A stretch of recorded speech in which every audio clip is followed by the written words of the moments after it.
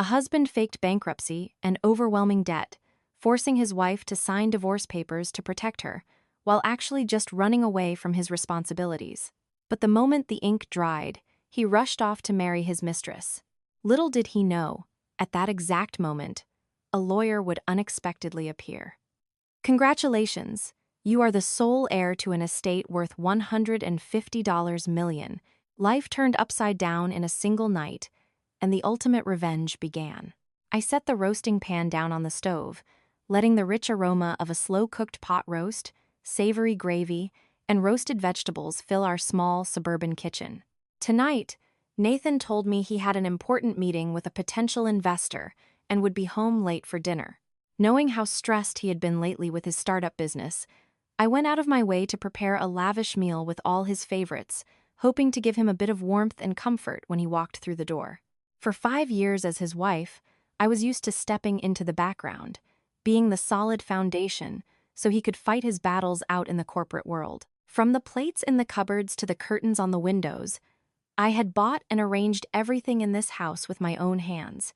My mother-in-law, Eleanor, rarely had a sweet word for me, but whenever guests came over, she would loudly praise her daughter-in-law for keeping such an immaculate home. I thought my life would just peacefully continue this way. A husband and wife pulling together through thick and thin. I didn't wish for a life of extravagant luxury. I just wanted a stable home. Sitting around a hot dinner table every night was enough to satisfy me. The clock struck 7 p.m. I had set the table and was just waiting for Nathan to arrive, but instead of the familiar sound of his car pulling into the driveway, the doorbell rang frantically. Strange. Who could be visiting at this hour? I wiped my hands on my apron and opened the door. Standing before me was Nathan, but not the smiling, enthusiastic Nathan I knew. His face was pale, and his eyes actively avoided mine. Beside him stood a strange man, around 40 years old, heavily built, and dressed entirely in black. The man looked at me with a cold, scrutinizing gaze that sent a shiver down my spine. "You're home. Let's eat. I have everything ready." I tried to keep my voice normal, but a bad premonition was already rising in my chest. Nathan didn't reply. He pushed past me and walked straight into the living room. The strange man followed silently. Nathan collapsed onto the sofa, buried his head in his hands, and let out a heavy, miserable sigh. I closed the door, my heart pounding, and followed them. "Nathan, what's going on?"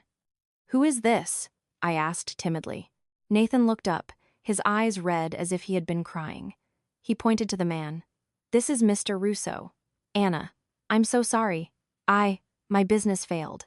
I owe people a massive amount of money." My heart skipped a beat.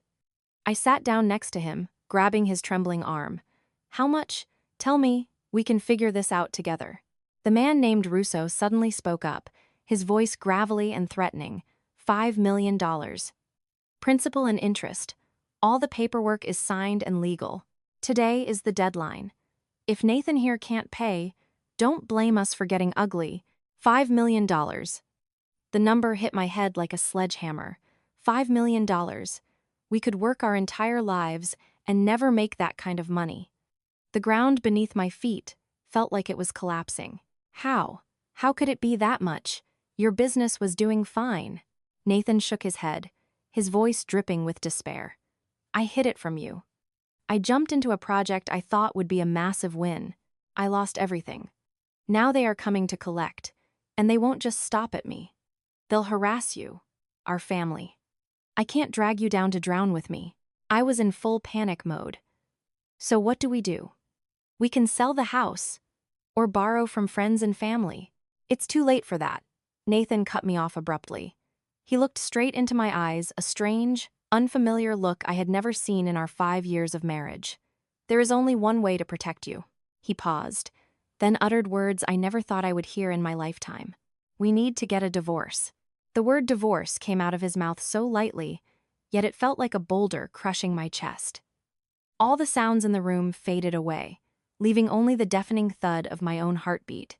What? What are you talking about?" I stammered. "Only through a divorce will this debt have nothing to do with you. I'll take it all on myself. This house, our savings, I'll leave it all to you." Consider it my way of making up for my mistakes. Anna, please, I'm begging you, sign the papers. It's the only way you'll be safe." He sounded so noble, so full of sacrifice.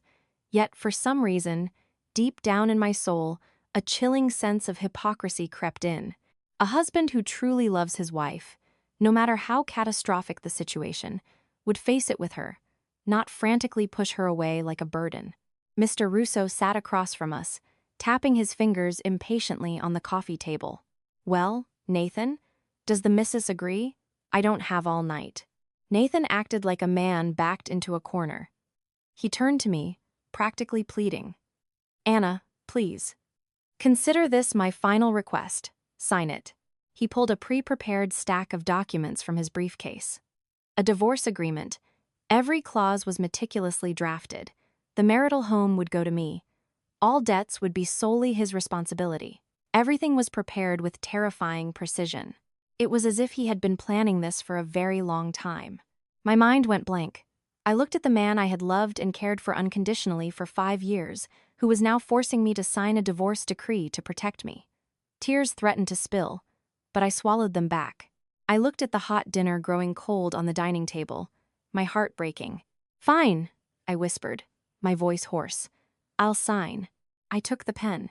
My hand was shaking so badly, I could barely control it. Every stroke of my name felt like a knife carving into my heart. Anna Cole, the name I had taken to bind my life to his, was now being used to end it all. Once I signed, I dropped the pen, feeling entirely drained of life. The moment the pen left my hand, I saw a strange glint in Nathan's eyes. The agonizing guilt from just moments ago vanished into thin air. He eagerly snatched the papers from the table, scanning my signature repeatedly as if afraid I had spelled it wrong, before carefully tucking it into his briefcase. His face relaxed. An undeniable look of relief washed over him, despite his efforts to maintain a sorrowful expression. "Anna, I'm sorry. You'll have to take care of yourself from now on," he said, but his tone was rushed, completely devoid of any lingering affection. Mr. Russo also stood up. His menacing, murderous aura had disappeared, replaced by a subtle, knowing smirk. He patted Nathan's shoulder. "Business is done. Let's go. Don't bother the ladies' rest." They turned and walked to the door without looking back. Nathan didn't even glance at me one last time. The heavy front door slammed shut, leaving me alone in the cold house, with a dinner that had gone completely cold. The familiar smell of the roast beef hit my nose, feeling bitterly ironic. Everything happened so fast, so abruptly, that I couldn't process what had just occurred. A few hours ago, I was a happy wife waiting for her husband. Now, I was a discarded woman, abandoned over a debt. A seed of doubt began to take root in my mind. Something felt terribly wrong. Despite my panic, my intuition told me this was not a simple case of bankruptcy. I stumbled to the window and pulled back the curtains slightly to look down at the street. The sight below made my blood run cold. Down on the street, Mr. Russo didn't leave immediately. He stood next to a parked black sedan. Nathan practically jogged out of the house. From the passenger side of the sedan, a young, beautiful woman stepped out. She wore a tight red dress, her hair perfectly styled in voluminous waves, her makeup flawless. She ran up and threw her arms around Nathan, laughing brightly. Nathan pulled the divorce papers from his briefcase and held them up to her like a trophy. The woman looked at the papers, let out a squeal of joy, stood on her tiptoes, and planted a massive kiss on Nathan's cheek. They hugged and laughed, radiating pure happiness, a stark contrast to the tragic act Nathan had just performed in my living room. They got into the car together, and the vehicle quickly sped off, disappearing into the city traffic. I stood frozen by the window, my hands gripping the windowsill so tightly my knuckles turned white. An icy chill ran down my spine, piercing straight into my soul. It wasn't the pain of a betrayed wife. It was the ultimate, blinding rage of someone who had been lied to and treated like an absolute fool.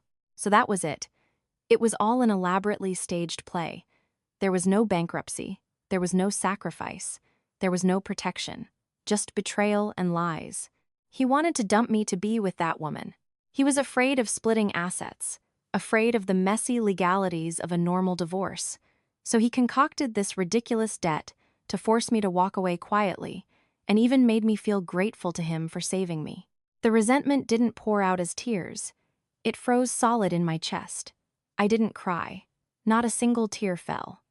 I just felt ridiculous for wasting 5 years of my youth, 5 years of sacrificing, dedicating myself to him and his family, only to be rewarded with such a brutal scam. The dinner I had spent hours preparing now looked like a cruel joke. I turned around and looked at the house I had once called a home.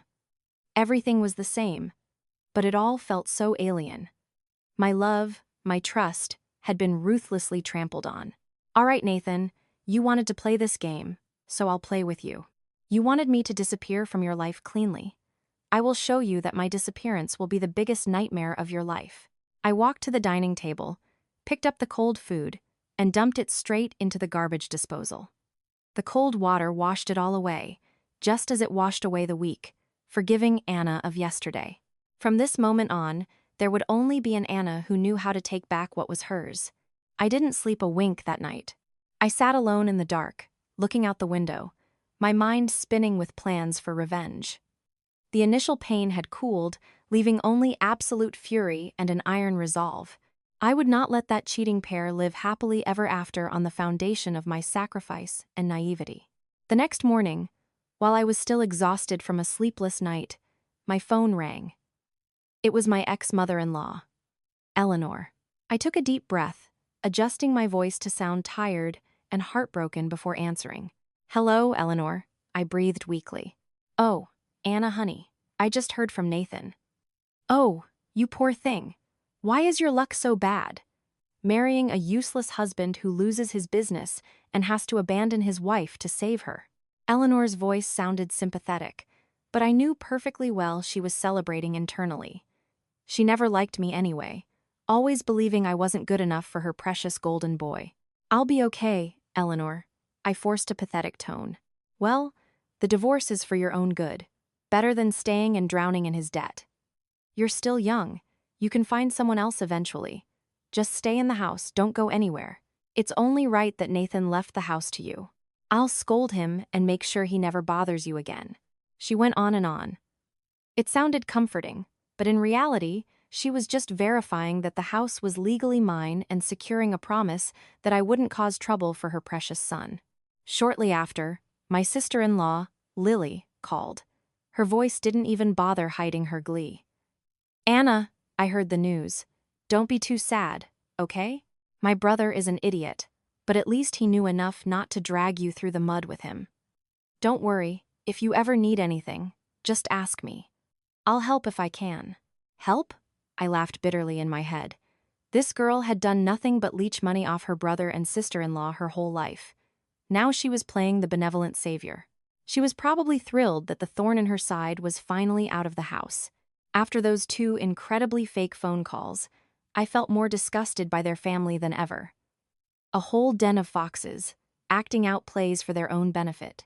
I was about to turn my phone off for some peace when an unknown number called. It was a landline from New York City. I hesitated, then picked up. "Hello? Good morning. Am I speaking with Miss Anna Cole?" A deep, polite, professional male voice asked. "Yes, this is she." "Who is calling?" I asked, slightly confused. "Hello, Miss Cole. My name is Arthur Pendleton, an attorney with Pendleton and Associates. I am calling regarding the last will and testament of a deceased client." "Lawyer? Will?" I was dumbfounded. I couldn't fathom how I was connected to those 2 words. I didn't have any relatives wealthy enough to need a private attorney and a formal will reading. "Are you sure you have the right person? I don't know anyone." "I am not mistaken, ma'am," Mr. Pendleton replied smoothly. "I am calling to inform you of a matter. You had a great-aunt named Margaret Sterling, who settled in Europe many decades ago. She passed away last month. According to her legally binding will, you, Anna, are the sole and lawful heir to her entire estate. Margaret Sterling." The name sounded vaguely familiar. When I was a child, I briefly remembered my parents mentioning a great-aunt who moved to France in her youth and lost contact. I assumed she had passed away long ago or had her own family, entirely forgetting her distant relatives in America. How much, What is the estate worth? I asked unconsciously, still reeling. Mr. Pendleton paused for a moment before stating a number that nearly made me drop my phone. Ma'am, after liquidating assets and preliminary accounting, the total value of the estate, including global real estate, stock portfolios, and offshore bank accounts, is approximately 150 million US dollars. $50 million. I slumped into a kitchen chair, my head spinning. That number was so massive it didn't even register as money anymore. It was a surreal, abstract concept. Me, Anna, the woman whose husband had just dumped her over a fake $5 million debt, was now inheriting 30 times that amount. It was ironically, hilariously poetic. Miss Cole, are you still there? Mr. Pendleton's voice pulled me back to reality. I hear you. This is just unbelievable, I stammered. I understand your shock. Per the directive, an initial sum of $5 million will be wired into your account tomorrow morning, so you can arrange your immediate affairs. The legal transfer of the remaining assets will take place over the coming weeks. Furthermore, there is a strict stipulation in the will. All information regarding this inheritance must remain absolutely confidential. It cannot be disclosed to anyone without your explicit consent. Absolutely confidential. Those two words sent an electric shock through my body. Yes, it must be kept a secret, especially from my ex-husband and his family. They cannot know. If they found out, they would swarm me like starving vultures. A cold smile bloomed on my face. Nathan threw me away over a fake $5 million. Victoria slithered into my life for the promise of a wealthy lifestyle. His family rejoiced at cutting off dead weight. Now, I held $150 million in my hands. The game is just beginning. Mr. Pendleton, I said, my voice completely steady now. I understand. Thank you for notifying me. And please remember, my great-aunt's demand for confidentiality is now my demand. Absolutely no one is to know about this, especially my ex-husband, Nathan Cole, and his family. Of course, ma'am. Attorney-client privilege is absolute. I hung up the phone and stared blankly ahead. Finally, a tear fell. But it wasn't a tear of sorrow. It was a tear of immense relief. A new door had just violently blown open. Life had slammed one door in my face, only to open a massive, gilded gate. Nathan, you are going to regret this. I swore it. Following that fateful phone call, I spent a whole day organizing my thoughts. The astronomical wealth was still hard to comprehend, but it gave me absolute confidence and a rock-solid foundation to execute my plan. First and foremost, I had to keep playing the role of the pitiful, unemployed, penniless divorcee. The more pathetic I looked, the more they would drop their guard. Just as Attorney Pendleton promised, the next morning, I received a secure, encrypted text message confirming that a massive wire transfer had cleared into a newly established private banking account in my name. I didn't even dare open the banking app. I just knew the promise was real. I was no longer the broke, helpless Anna. While I was plotting my next move, the doorbell rang. Looking through the peephole, I saw my ex-mother-in-law and sister-in-law standing on the porch. Eleanor was carrying a plastic bag of bruised oranges, while Lily was craning her neck, trying to peek through the windows. I knew they weren't here out of the goodness of their hearts. I opened the door, forcing my face to look exhausted and haggard. Eleanor, Lily. Please, come in. Eleanor walked in, placing the cheap oranges on the counter, her voice dripping with fake sympathy. I came to check on you. You look so drained, honey. Well, it's better to lose the money than your life. Just consider it the end of your karmic debt with that useless son of mine. Lily chimed in, pacing around the living room like a real estate appraiser. The house is still so clean. Don't you get lonely living here by yourself? Maybe you should move back in with your parents for a while, so you aren't so isolated. I saw right through their charade. They were afraid I was going to sell the house and run with the money, or afraid I'd move a new man in. They wanted to control me and the property. I shook my head weakly. Thank you, but I want to be alone where it's quiet. I'm used to this house. Eleanor sat on the sofa, patting my hand, and got straight to the point.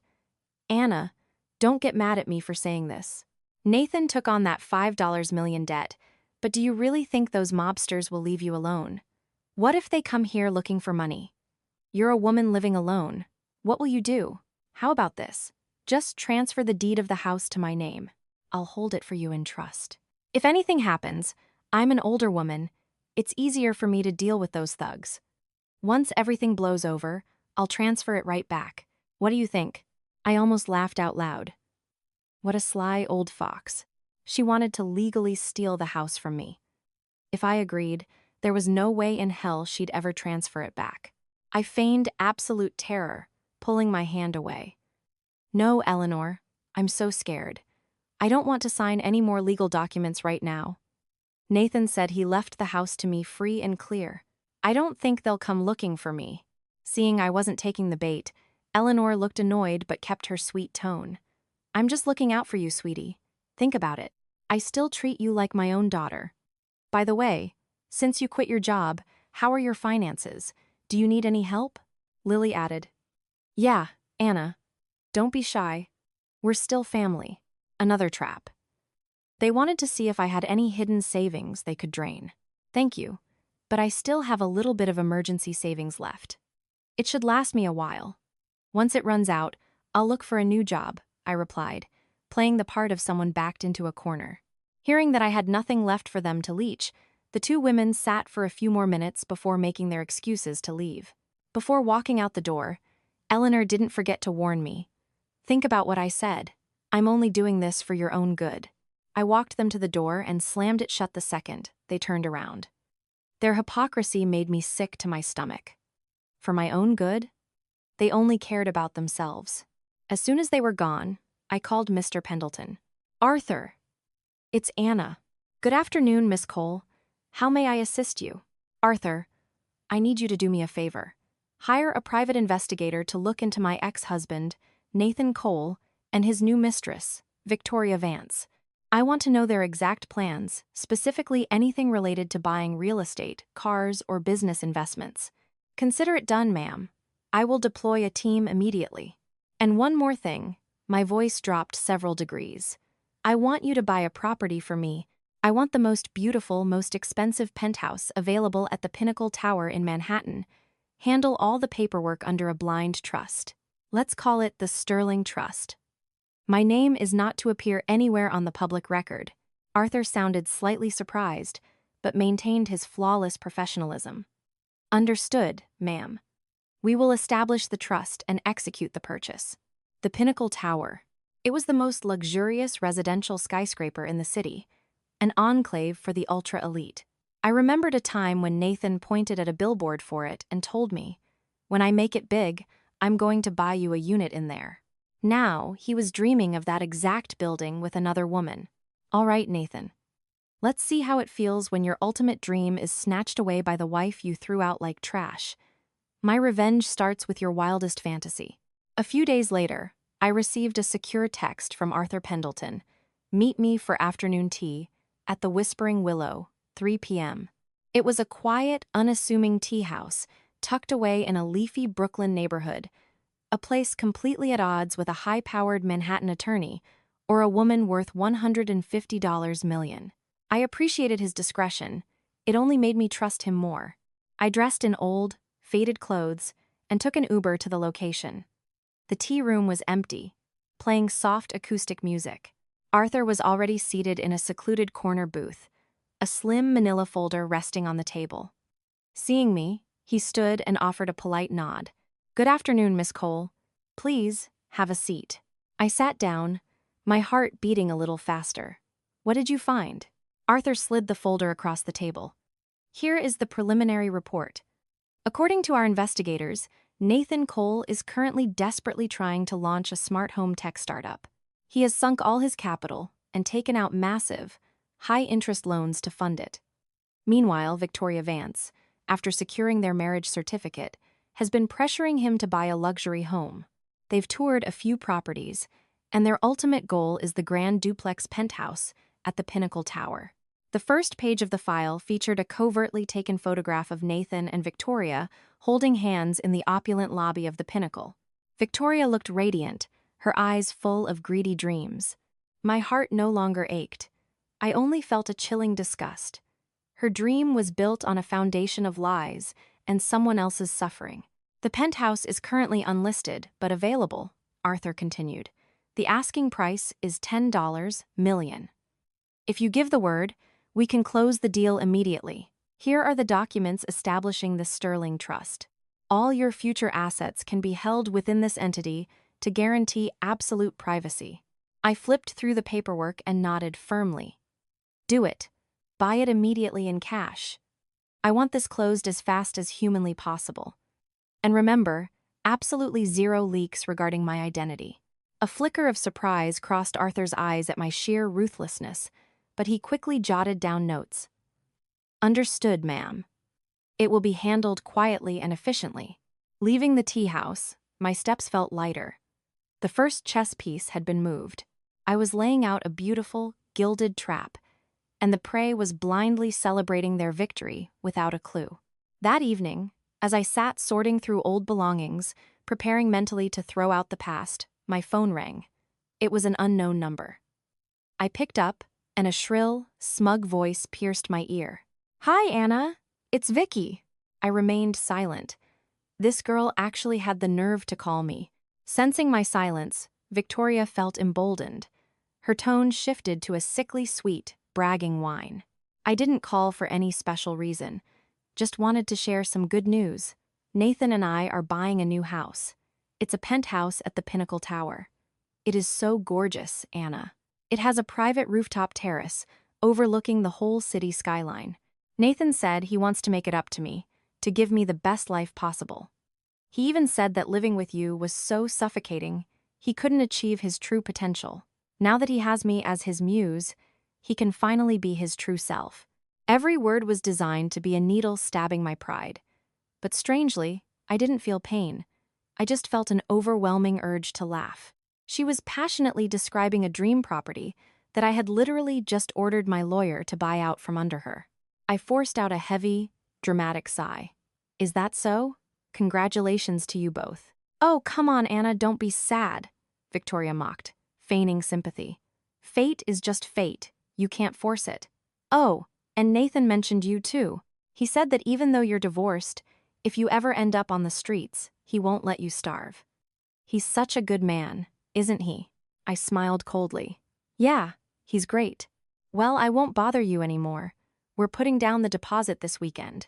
When we get the keys, I'll invite you over so you can see how the other half lives. She hung up without waiting for a reply. She was probably sitting there, picturing my face twisted in jealous agony.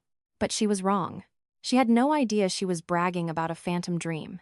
She would never step foot in that house, and I would make sure this was just the beginning of her waking nightmare. A few days later, I forced myself to leave the house and get some fresh air. Rotting away inside four walls wasn't going to help. I wandered aimlessly through familiar streets, my mind a mess.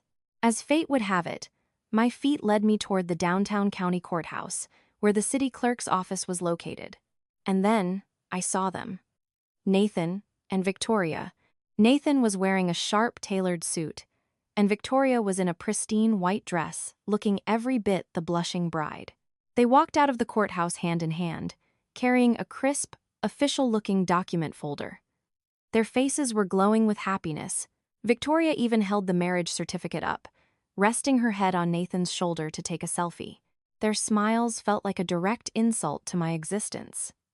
Just last week, in this exact same building, Nathan and I had legally terminated our marriage. I quickly turned away, finding a bench in the park across the street, pretending I hadn't seen them. I didn't want to face them right now. But God apparently had a dark sense of humor. After their photo shoot, they headed straight toward the park, likely heading to the parking garage. Anna? What are you doing here? Nathan's voice rang out, laced with surprise and a hint of awkwardness. I slowly looked up, forcing a stiff, pathetic smile. Just taking a walk. Congratulations. Victoria looked me up and down, making zero effort to hide her triumphant smirk. She purposely waved the marriage certificate in my face. Thank you. We just finished the paperwork. We're officially husband and wife now. Nathan puffed out his chest. This is the first gift I'm giving her. The second gift is going to be the penthouse at the Pinnacle. We're actually on our way to the developer's office right now to sign the paperwork. Nathan cleared his throat, perhaps feeling Victoria was gloating a bit too hard, but the look in his eyes was pure, victorious arrogance. Are you holding up okay, Anna? I looked down at my shoes, playing the part. I'm surviving. Just at that moment, a sleek, black chauffeur-driven Mercedes pulled up to the curb right in front of the park entrance. The door opened, and attorney Arthur Pendleton stepped out, immaculately dressed, holding a navy blue leather folio. He scanned the area, spotted me, and walked briskly over. "Good afternoon, miss Cole," he announced in a highly respectful, booming voice, completely ignoring Nathan and Victoria. "I apologize for keeping you waiting. Here is the final closing contract for the grand duplex penthouse at the Pinnacle Tower. The developer just needs your final signature to complete the title transfer.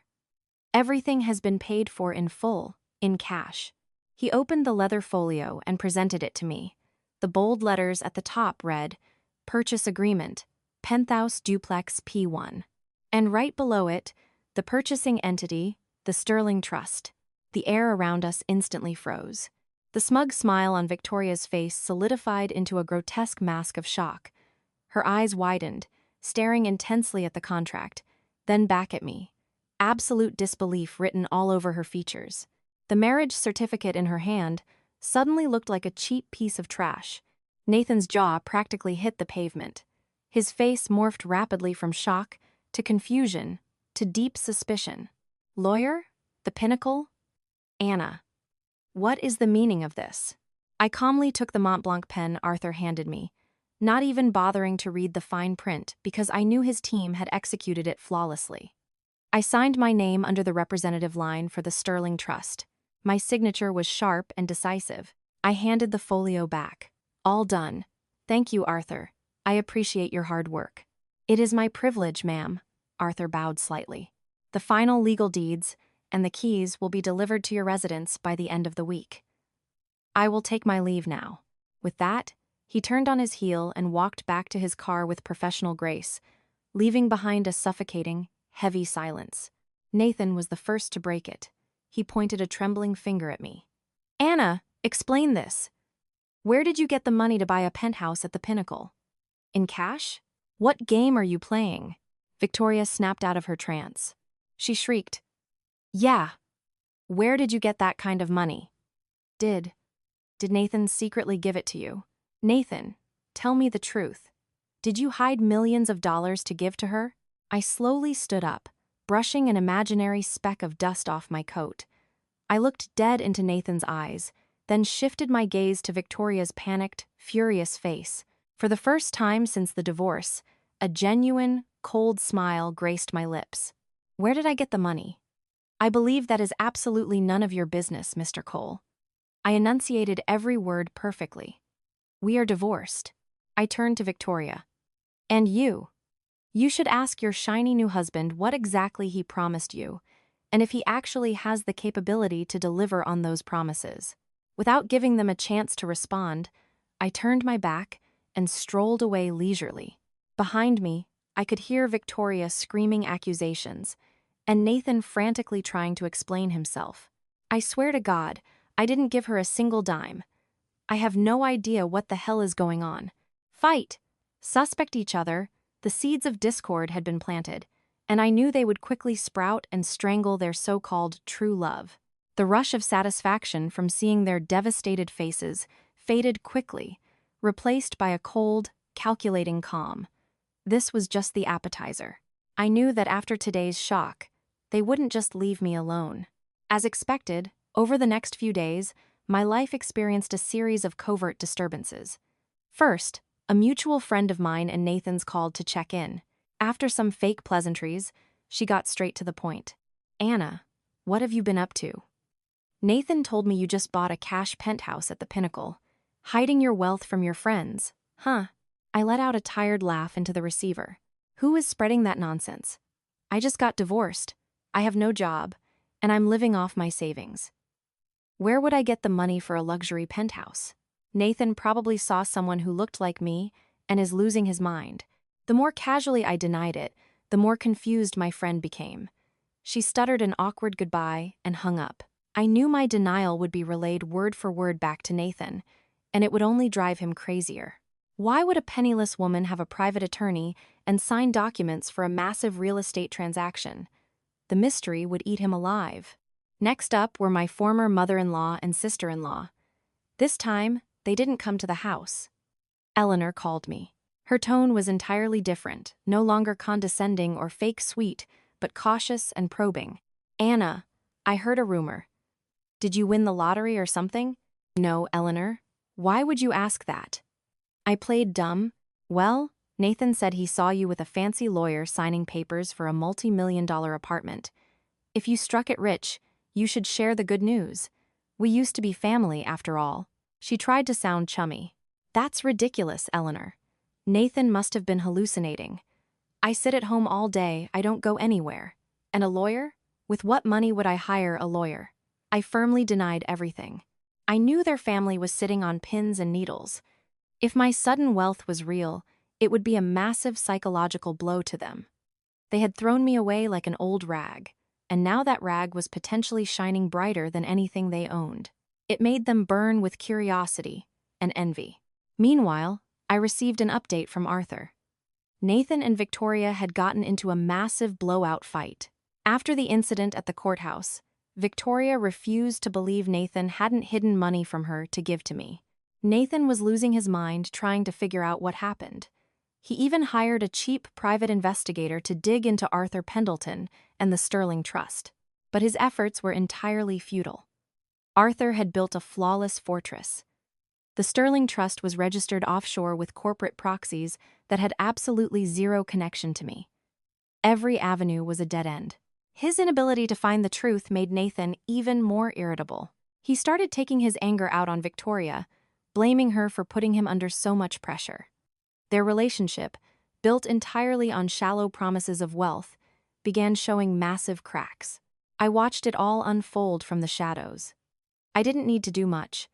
I just had to stay silent and let their own paranoia and greed consume them from the inside out. My plan was on track. I had taken away their biggest dream, and now it was time to target the foundation of Nathan's arrogance, his startup. One morning, I received a second dossier from Arthur, detailing Nathan's smart home tech startup. Flipping through the pages, a cold smile crept onto my face again. The project he was always so damn proud of was nothing but an empty shell.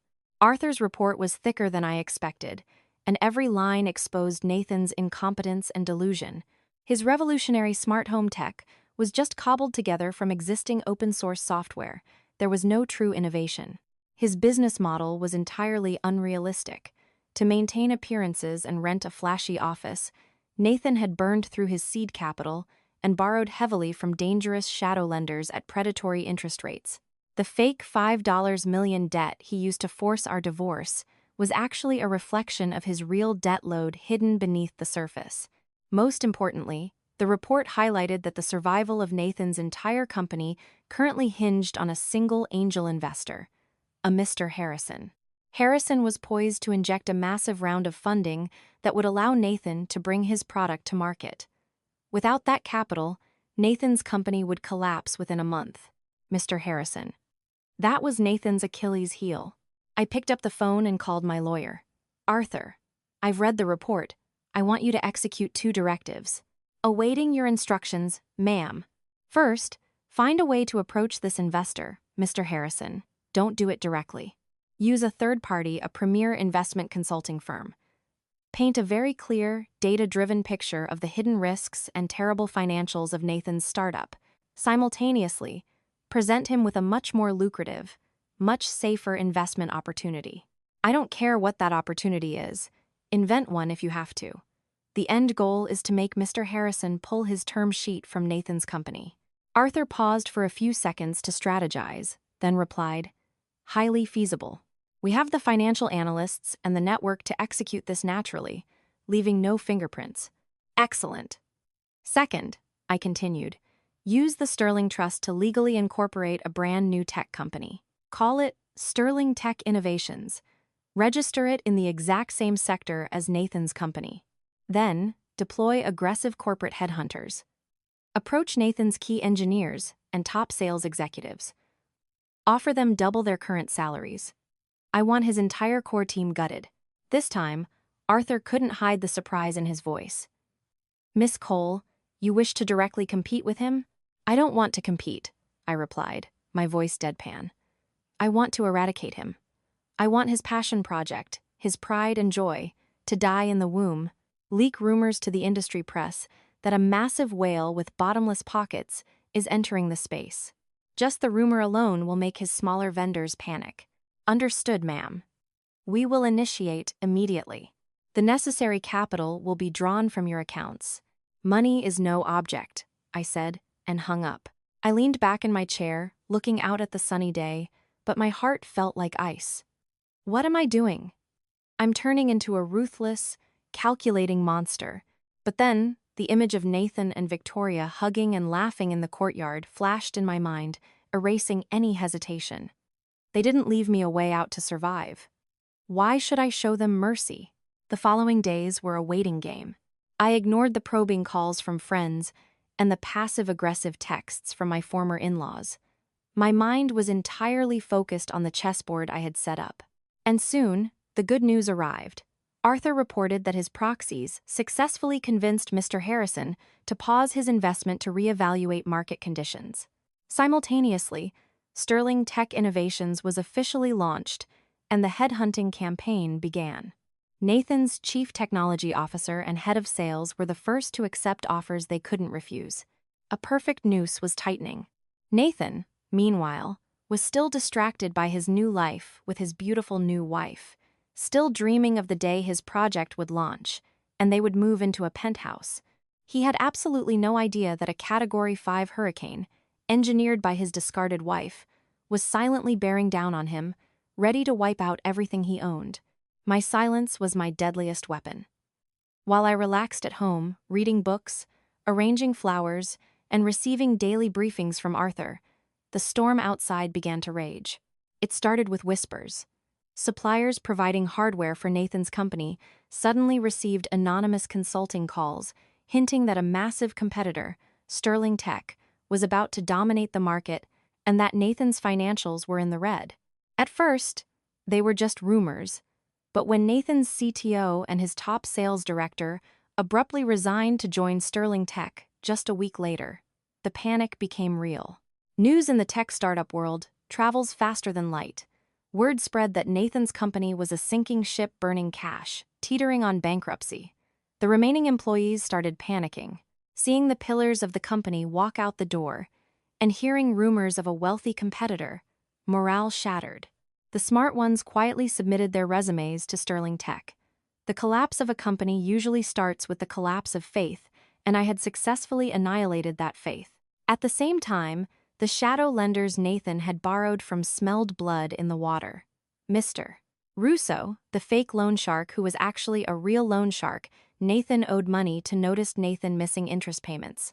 He sent a few heavily tattooed thugs to Nathan's office to check in on his health. They didn't do anything drastic yet, but their mere presence cast a terrifying shadow over the workplace.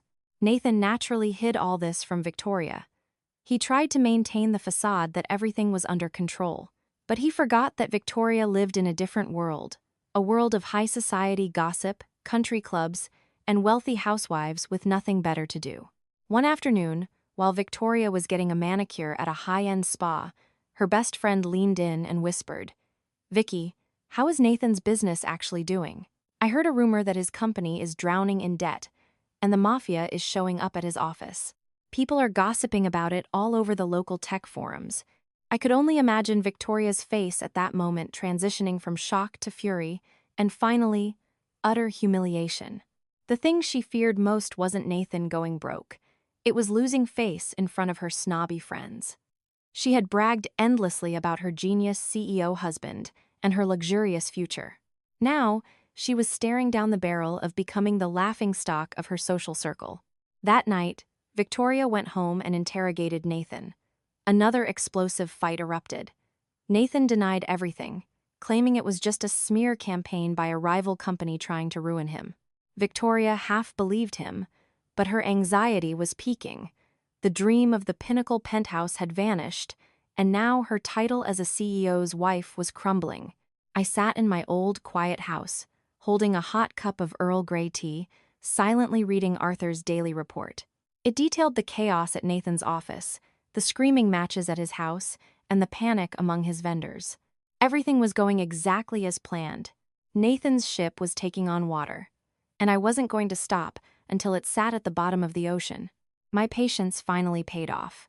After the CTO and sales director left, a mid-level IT employee, terrified the company would fold before payroll, secretly reached out to Sterling Tech.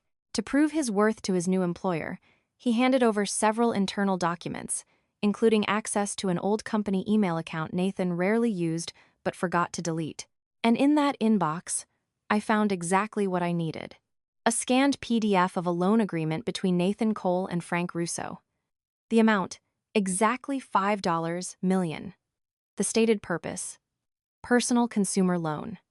The date signed, 1 month before our divorce. Bingo. Irrefutable proof that Nathan lied. The money wasn't for his startup. It was a personal loan taken out for personal reasons. And I knew that reason was to fund his lavish affair with Victoria and to orchestrate the fake bankruptcy to get rid of me. Holding this lethal weapon, I didn't rush. I knew Victoria was a shallow woman. What would destroy her wasn't just the truth, but how the truth was revealed. It had to be sudden, accidental, and it had to directly shatter her ego. I asked Arthur to have someone tail Victoria and track her routine. Unsurprisingly, she spent most of her time at luxury malls, high-end salons, and chic cafes. She had a strict routine. Every Wednesday at 4 p.m., she got a facial at L'Elegance Spa on 5th Avenue. That was the perfect time and place. The plan was meticulously laid out. Arthur hired a private investigator, a rugged, middle-aged man who looked very trustworthy to play the role of a clumsy courier. The $5 million loan contract was printed on high-quality paper and tucked into a beat-up, official-looking legal folder. That Wednesday afternoon, I sat in a cafe across the street from L'Elegance Spa, watching quietly. At exactly 4 p.m., Victoria walked out, looking refreshed and glowing. She was scrolling on her phone, probably posting selfies to Instagram. Just then, the PI, dressed in a courier uniform and carrying a stack of bulky boxes, rushed out of an alleyway, looking incredibly frantic. He accidentally slammed right into Victoria. "Hey, watch it!" Victoria shrieked, stumbling and almost falling in her heels. "Oh my God, ma'am. I am so sorry," the courier panicked. The collision caused the beat-up legal folder on top of his boxes to fall to the pavement, scattering a few papers across the sidewalk. Victoria was furious. She was about to scream at him when her eyes froze. One of the papers had landed face up right at the tip of her designer heels. The bold text at the top read, "Promissory note and loan agreement." The borrower's signature, Nathan Cole. The amount, $5 million. The courier quickly dropped to his knees, frantically gathering the papers, apologizing profusely. "I am so sorry, ma'am. I'm rushing to deliver these legal files for my boss. I wasn't looking where I was going. Please forgive me." But Victoria didn't hear a word he said. Her eyes were glued to that piece of paper. Even from a quick glance, she could never mistake Nathan's signature. $5 million, personal loan. Dated before his divorce, the pieces clicked together in her mind, forming a horrifying picture. What is that paper?" Victoria stammered, pointing at the folder. The courier looked flustered, hastily shoving the paper into the folder and clutching it to his chest. "Oh, nothing, ma'am. Just old files for my boss. I really must be going." "Sorry again." He quickly hopped onto a battered delivery bike, parked nearby, and sped off into the New York traffic, leaving Victoria paralyzed on the sidewalk. Her beautiful face was drained of all color, pale as a ghost. Her lips were pressed in a tight line, the hand holding her expensive iPhone trembling violently. Her long-held suspicions finally had an answer, but the answer was infinitely more bitter and brutal than she could have ever imagined. It turned out Nathan didn't just hide his current corporate debt from her. He had taken out a massive, catastrophic personal loan before they even got married. So what about the smart home project? What about the promises of a billionaire lifestyle? Was it all just one massive, filthy lie? I sat in the cafe, taking a sip of bitter espresso, watching Victoria stumble down the street like a zombie. This game is getting more fun by the minute. I knew tonight a Category 5 hurricane would tear through their apartment, and I would have front row seats to the sound of their destruction. The hurricane hit faster than I anticipated. Leaving the spa, Victoria didn't go home. She drove her car straight to Nathan's office. At this point, his company was a total war zone. Employees were quitting en masse, vendors were screaming for payments, and the investors had ghosted him. Nathan was sitting in his glass-walled office, pulling his hair out, when Victoria stormed in. "Nathan Cole, you better explain this to me right now," Victoria screamed, hurling her designer handbag directly onto his desk. Her voice cracked with hysteria. $5 million. You owe loan sharks $5 million from before you even divorced your ex-wife. Why the hell didn't you tell me? Nathan jumped out of his skin, his face turning gray at her fury. He stood up, trying to do damage control. "Vicky, baby, calm down." "Who told you that? That's ridiculous. It's not true." "Not true?" Victoria shrieked. "I saw the literal loan contract with my own 2 eyes. Don't treat me like a moron. Tell me right now, what did you use that money for? Did you give it to your ex-wife? Or did you use it to buy me things? To build this fake illusion of being a rich CEO?" Hit right in his most sensitive insecurity, Nathan panicked. He had no idea how she found out. No, it's not what you think. That money was bridge capital for the business. You don't understand corporate finance. Corporate finance? Victoria let out a psychotic laugh. You call this a business? Your company is practically bankrupt. Everyone quit. Mobsters are showing up at the door. Look around your office. It looks like a homeless shelter. You lied to me. Their screaming match grew so loud that the few remaining employees in the bullpen could hear every word. Right at that moment, an employee's phone buzzed. She looked at it, gasped, covered her mouth, and showed it to her coworker. A short video was going viral on local social media. It showed a group of heavily tattooed thugs standing outside the lobby of Nathan's office building, holding signs and yelling about unpaid debts, with Nathan's company logo clearly visible in the background. Victoria saw them whispering and snatched the phone from the employee's hand. When she saw the video, all the blood left her face. This was public humiliation. Her friends, her family, her wealthy socialite frenemies, everyone was going to see this. They would laugh in her face. The girl who threw away her youth to chase a billionaire CEO was married to a broke fraud. "Nathan!" Victoria threw the phone onto the floor, shattering the screen. "You are a piece of trash. You're a con artist. Where is my penthouse, at the pinnacle? Where is my high society life? What did you promise me? Now I don't even have my dignity left." Losing all control, Victoria lunged forward, sweeping her arm across his desk, smashing everything to the floor. Monitors, files, coffee mugs shattered across the carpet. Nathan, already crushed by pressure from every side, completely snapped at being humiliated by his wife in front of his staff. He violently shoved Victoria back, screaming at the top of his lungs, "Shut your mouth! What the hell do you know? If it wasn't for you constantly demanding penthouses and luxury cars, constantly pushing me to spend money I didn't have, would I be in this mess? You're just a gold-digging parasite. Have you ever actually contributed a single dime to my burdens? You're blaming me?" Victoria was stunned. "You lied to me from day one, and now it's my fault?" "Yes, it's your fault." They lunged at each other. It was no longer an argument. It was a physical, vicious brawl, filled with the most toxic, hateful insults imaginable.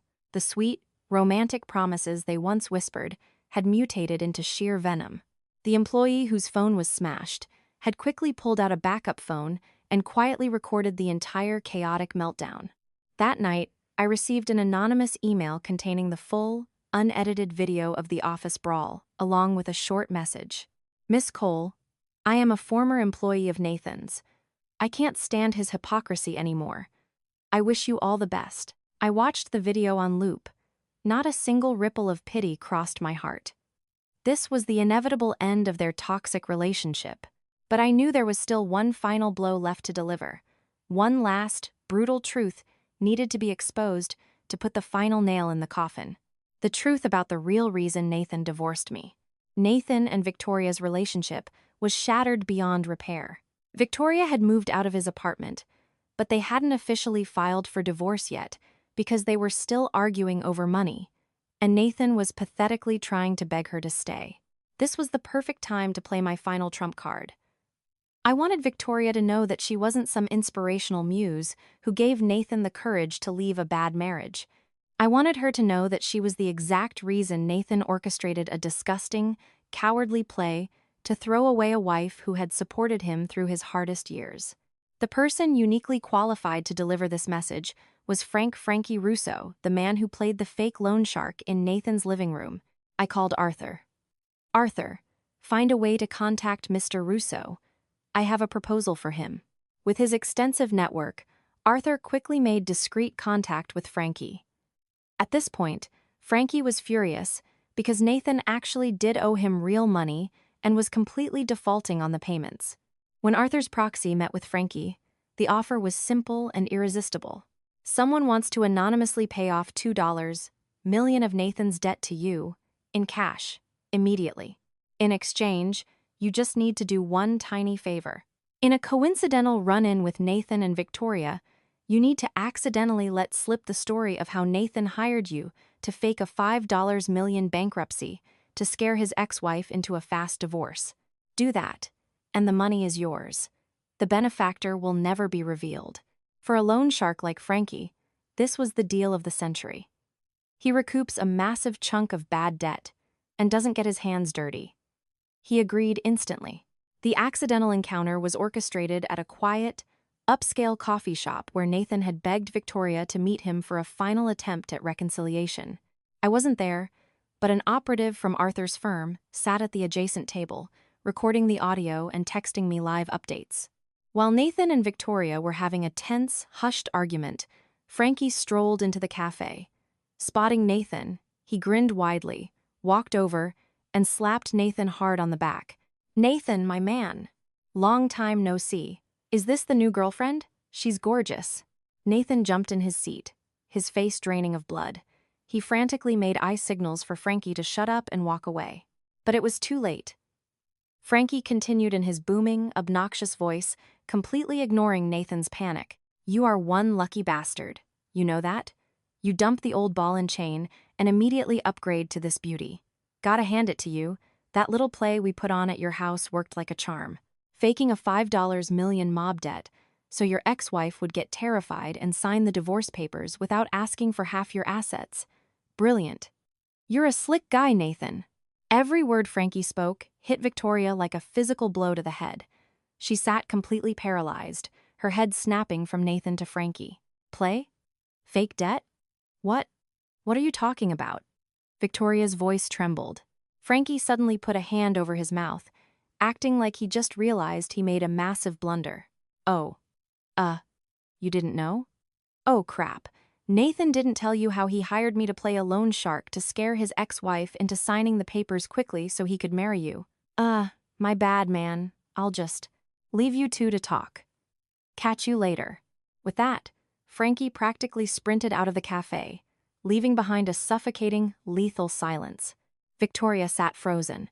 Her face went from pale to red to an angry, bruised purple. She slowly turned to look at Nathan. The look in her eyes wasn't just anger anymore. It was pure, unadulterated disgust and revulsion. "Nathan Cole." Her voice was ice cold. "So that's what happened.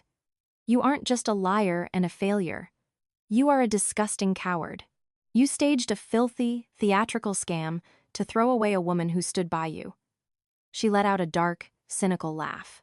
And I was the punchline to that joke. She stood up abruptly, grabbed her glass of iced water, and threw it violently into Nathan's face. "A piece of trash like you doesn't deserve anything. From this second on, we are entirely done. Don't you ever show your face near me again." Victoria turned on her heel and marched out of the cafe, decisive, without a single look backward. She left Nathan sitting alone in the middle of a crowded coffee shop, dripping wet, utterly humiliated and completely destroyed. Everything he had sacrificed his soul to build his startup, his new trophy wife, his ego had turned to ash in a single afternoon. Receiving the live update, I felt a strange, absolute serenity. Checkmate. I sat in the silence of my home, holding my phone after reading the final report from the coffee shop. The battle there ended quickly, with Victoria's dramatic exit. But I knew another, much uglier, prolonged war was just beginning within the walls of Nathan's own family. According to Arthur's operatives, after Victoria stormed out, Nathan sat paralyzed in the cafe for hours. He didn't chase after her. He knew it was entirely useless. The humiliation and total defeat were carved into the face of a man who had once been so sickeningly arrogant. He didn't go home right away. He went to a dive bar and drank until he could barely stand. When Nathan finally stumbled back to the suburban house, he used to share with me the house that was supposed to be his new love. Nest with Victoria, his mother and sister were already waiting in the living room. Eleanor and Lily had undoubtedly heard the gossip about the explosive office fight and Victoria moving out. They were waiting for an explanation. And when Nathan walked through the door, reeking of cheap whiskey and looking like a vagrant, Eleanor's fury erupted.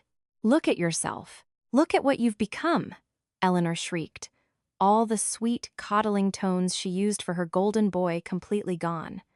"God, what did I do to deserve a son like you? You throw away Anna, a good, hard-working, obedient girl, to bring home that gold-digging demon, and now she dumps you. Do you see it now? Are your eyes open yet?" Nathan, already depressed and heavily intoxicated, snapped back furiously. "What the hell do you know, Mom? Stop bringing her up. It's all her fault. She ruined me." "She ruined you?" Eleanor wasn't backing down. "She stayed home, cooked your meals, and took care of your parents while you were out whoring around. Did she ruin you, or did you ruin yourself? Tell me. Your company is bankrupt. Your new wife left you. You are drowning in debt. What is going to happen to you?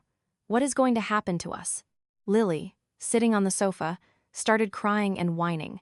"Nathan, what are we going to do? Are those mafia guys going to come to our house? I'm terrified. If my friends find out about this, I'll die of embarrassment. You only care about your damn reputation." Nathan roared at his sister. "When I had money and bought you whatever you wanted, you didn't care where it came from. Does anyone in this house actually give a damn about me?" Their argument turned the house into a war zone. Screaming, crying, the sound of furniture being kicked. They blamed each other, criticized each other, exposing all the greed and selfishness they had always hidden behind the facade of a loving family. Eleanor blamed Nathan for being stupid. Nathan blamed his mother and sister for being greedy parasites. Lily cried and blamed her brother for ruining her future social standing. Reading the transcript of that chaotic meltdown, I felt absolutely no pity. This was their true nature. A family built on selfishness and delusion. When the delusion collapsed, all that remained was ugliness and cowardice. They were torturing each other, dragging each other down into the mud pit they had created together. This was the true punishment. A punishment dealt by the very people they claimed to love the most. The storm in Nathan's family raged on for days. Victoria, after making her decisive exit, executed her own petty revenge. She packed up every single piece of designer jewelry and every luxury handbag Nathan had ever bought her. Before officially blocking him, she took his secondary credit card, which was already near its limit, and went on a massive, final luxury shopping spree at Saks Fifth Avenue. It was the final strike of a ruthless opportunist, plucking the last feather off a dead bird. Without investors and stripped of his core team, Nathan's company couldn't survive another week. A week after the cafe incident, Nathan Cole officially filed for Chapter 7 bankruptcy. The title of brilliant young tech CEO he loved so much was legally erased, replaced by an insurmountable mountain of debt and a destroyed professional reputation. This news struck Eleanor and Lily like a lightning bolt. Their last shred of hope shattered. Nathan's ruin meant their personal ATM was gone. Eleanor's old house was now filled with suffocating tension, endless sighs, and non-stop arguing. And then, their greatest fear materialized. A few aggressive, lower-level creditors, unable to track down Nathan, showed up at Eleanor's front door to apply pressure. They didn't do anything violently illegal, but they stood on the lawn, loudly demanding the money Nathan owed them. It was enough to ensure the entire suburban neighborhood knew their business. The sheer mortification kept Eleanor from stepping foot outside her door. Once, a particularly aggressive debt collector threatened to kick the door in, forcing a terrified Eleanor to call the local police. The incident made their family the prime gossip topic of the entire zip code. In their absolute darkest desperation, they thought of me. My phone started ringing again. This time, it wasn't probing questions or fake concern. It was pure, unadulterated panic. First was Lily. "Anna, are you there? You have to help Nathan. These thugs came to our house screaming. Mom and Dad are terrified. You know people. You have money now. Can you please just pay them off or talk to them?" I replied coldly. "Nathan's problems have nothing to do with me anymore, Lily. He made his bed. He can lie in it. But we used to be family, Anna. When he and your entire family conspired to con me and throw me out on the street, did anyone remember we were family?" I hung up. Next was Eleanor. Her voice lacked any of her former matriarchal authority. It was just a pathetic, sobbing beg. "Anna, please, I'm begging you on my hands and knees. Save Nathan, save our family. I know I was wrong. I was a terrible mother-in-law to you. Please forgive me. Just help him this one time. If anything happens to him, I'll die, Anna. I'll die." I listened to her wailing in silence. Crocodile tears. If I were still a poor, miserable, abandoned woman right now, would she shed a single tear of pity for me? "Eleanor," I changed how I addressed her. "The past is the past. I am no longer your daughter-in-law. I'm just a normal woman with limited resources. I can't help you. Tell Nathan to figure it out himself." I hung up and blocked both their numbers. The harassment needed to end here. They had driven themselves into a dead end. It was time for them to face the consequences alone. But my plan wasn't completely finished. They had caused me too much trauma, and they needed to pay for every single bit of it. After cutting off direct contact, I decided it was time to deliver the psychological kill shot. I wanted them to live in fear, not fear of street thugs, but fear of an invisible, omnipotent corporate power they couldn't possibly fight. I gave Arthur his final directive. "Arthur, acting as the general counsel for the Sterling Trust, I want you to call Eleanor's home landline. It must be the landline. I know she keeps it on speakerphone when she panics, so the whole house can hear." The call was made that afternoon. Eleanor picked up. "Hello, Cole Residence," she answered weakly. "Good afternoon. This is Arthur Pendleton, general counsel representing the Sterling Trust." Arthur's voice boomed with professional, icy, terrifying authority. "I am calling to formally notify you of severe legal matters pertaining to your son, Nathan Cole." Hearing the word counsel and the name of a massive, unfamiliar trust, Eleanor panicked. "Trust? What trust? What does my son have to do with this?" "Ma'am, during a recent internal audit, we discovered that Nathan Cole has been illegally leveraging the name and proprietary assets associated with our trust to fraudulently solicit capital from third-party investors.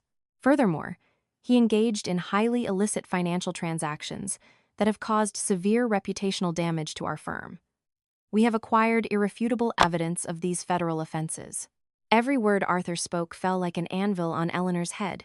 No, impossible. There must be a mistake. My son is a good boy, he wouldn't commit fraud. Arthur ignored her pathetic defense entirely.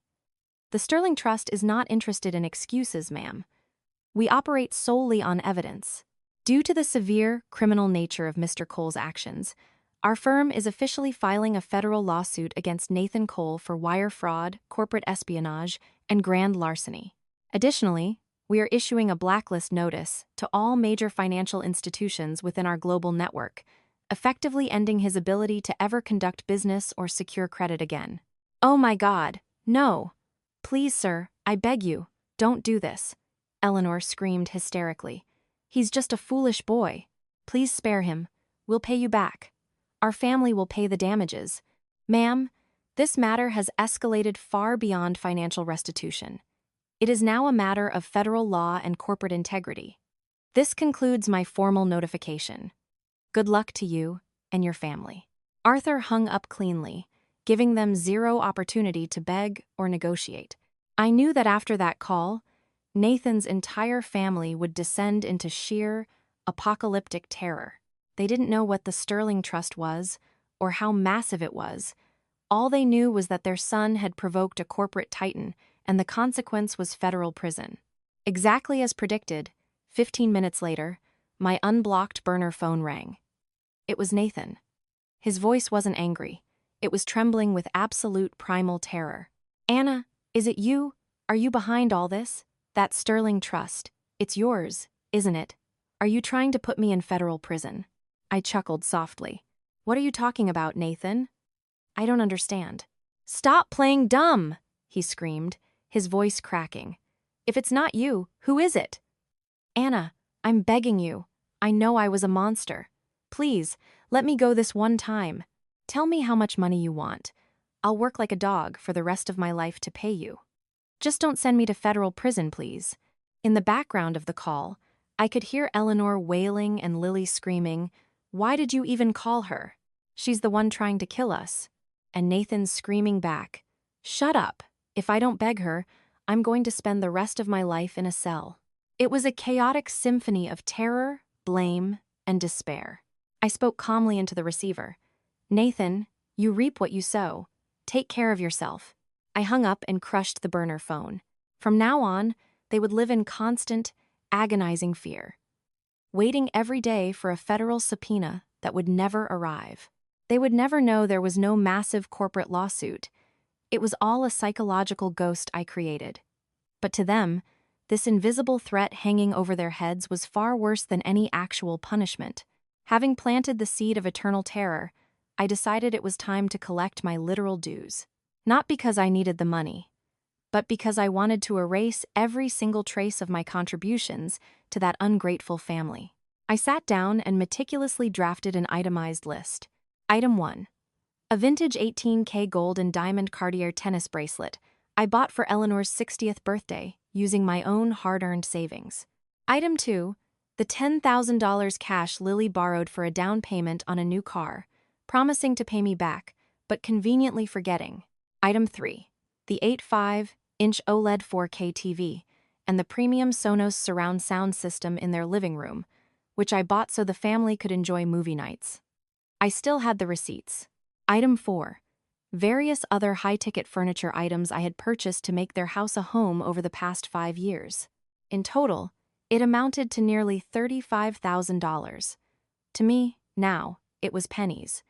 But to Nathan's currently bankrupt family, it was a devastating fortune. I sent the list to Arthur. "Arthur, draft a formal legal demand letter to Eleanor and Lily Cole. Require them to return all these physical assets and the $10,000 cash within exactly 1 week. Attach copies of the receipts and bank transfer records. State explicitly that failure to comply will result in an immediate civil lawsuit for grand theft and conversion of property." Arthur executed the order swiftly.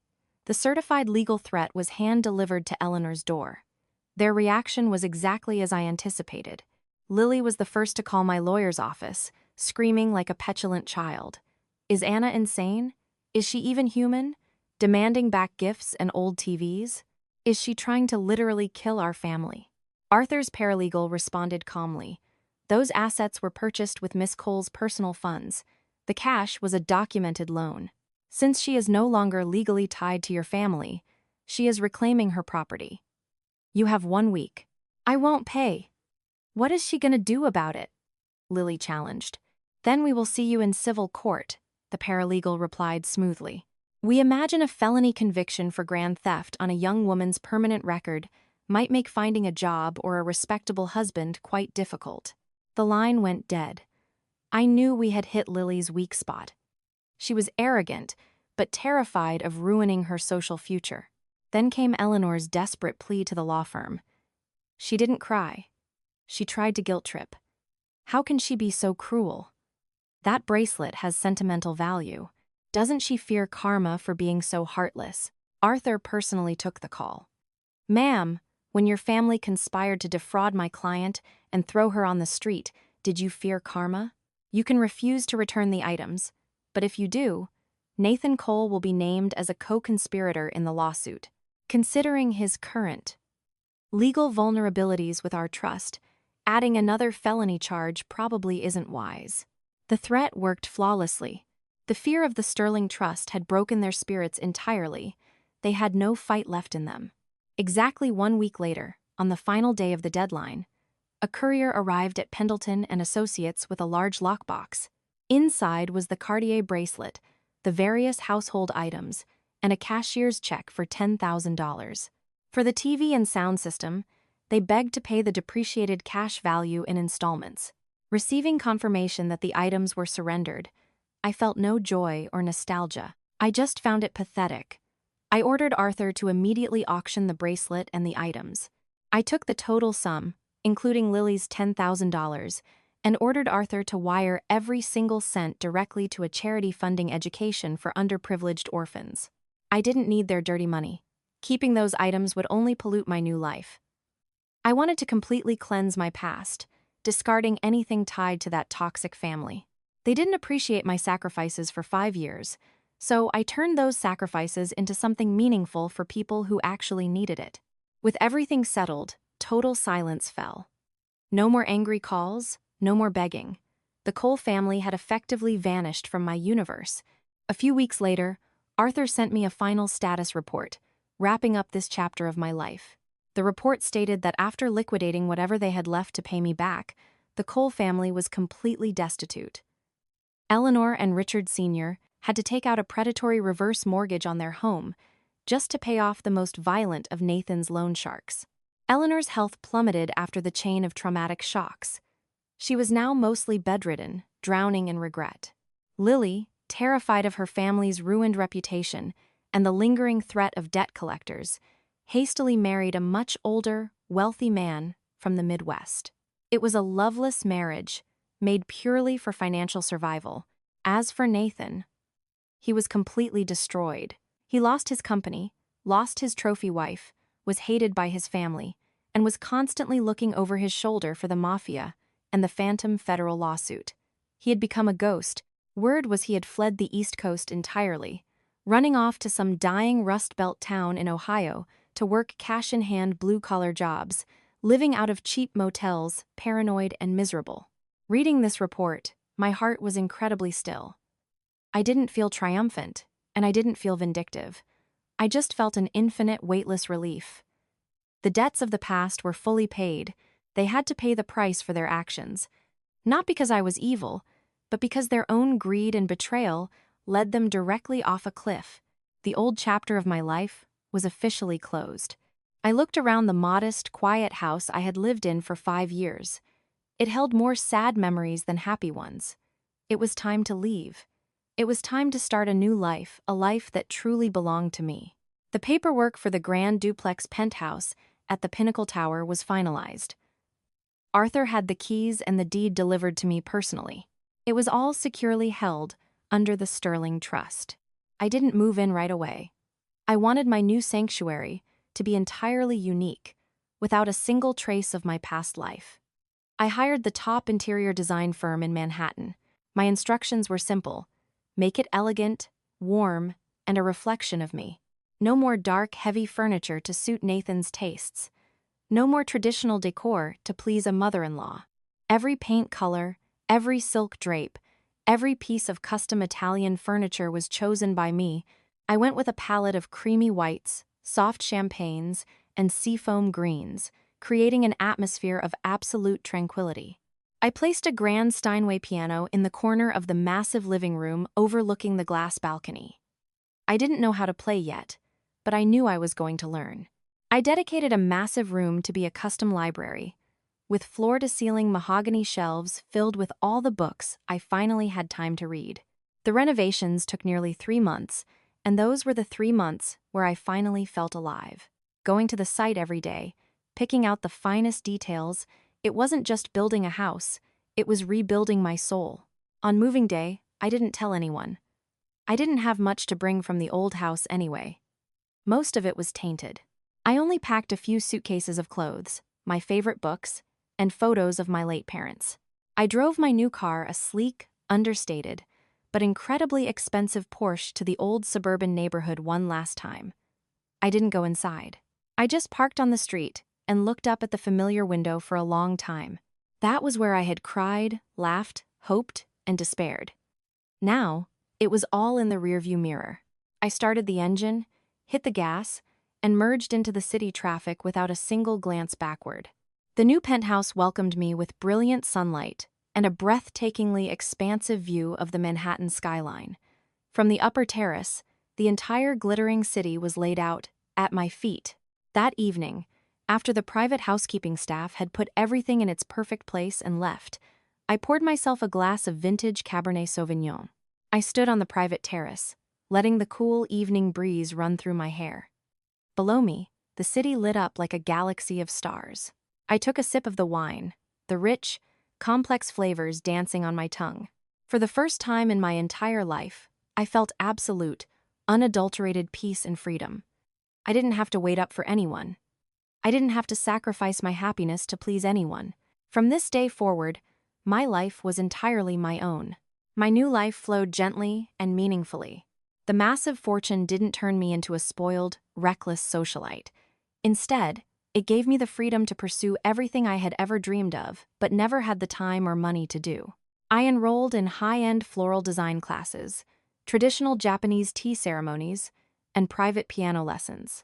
My afternoons, instead of being spent sweating in a kitchen, were spent surrounded by vibrant blooms, learning the zen of brewing perfect tea, and clumsily but happily running my fingers over ivory keys. I got my scuba diving certification. I wanted to explore the world and the limits of my own potential. I made new friends who shared my passions. They were independent, brilliant, high-energy women. They knew nothing of my dark past or my billions.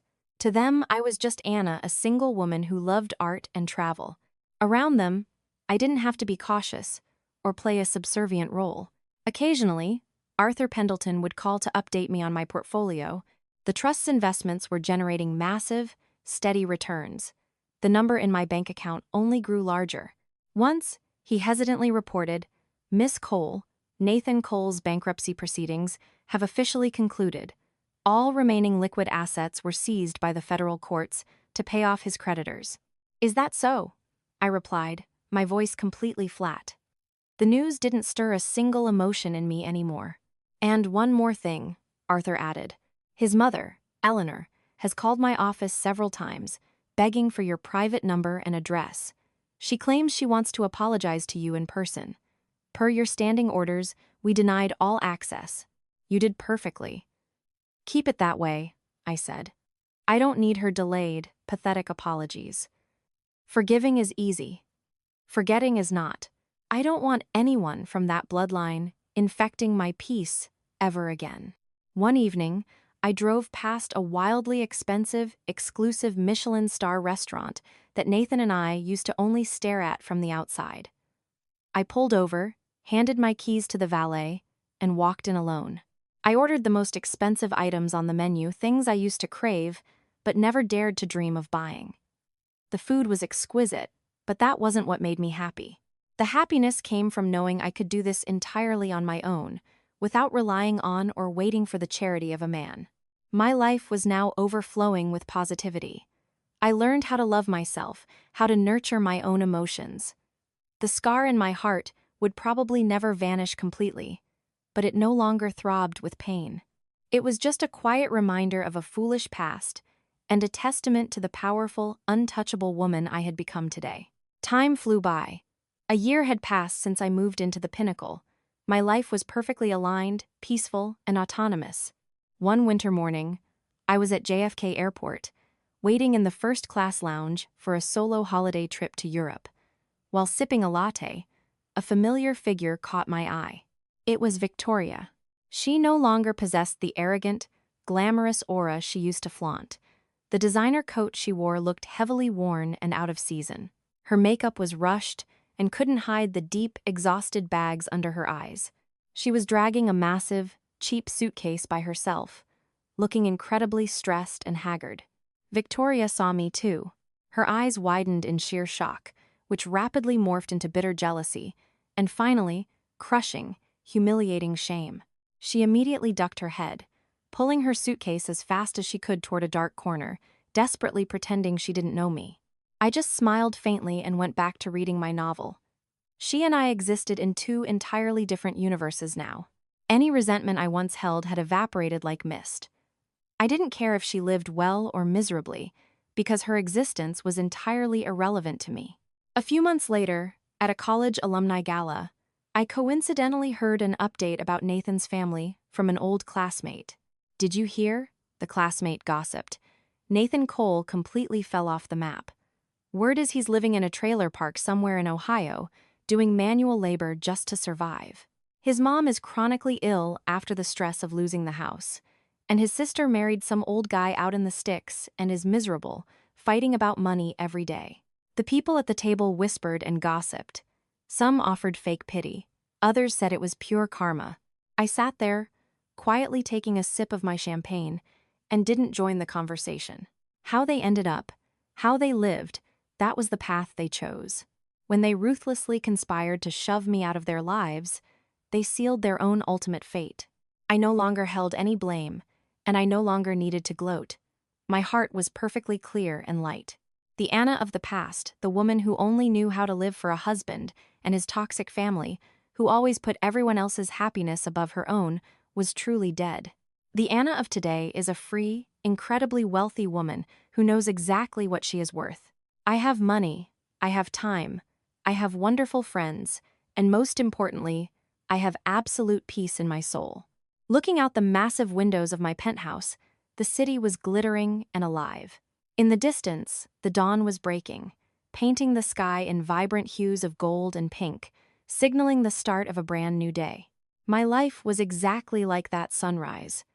After a long, agonizingly dark night, the light had finally broken through, and I knew the road ahead of me was going to be very long, very beautiful, and bathed in brilliant, unending sunlight. That concludes today's story. Thank you for listening. Don't forget to support. We can continue bringing you more meaningful and satisfying stories.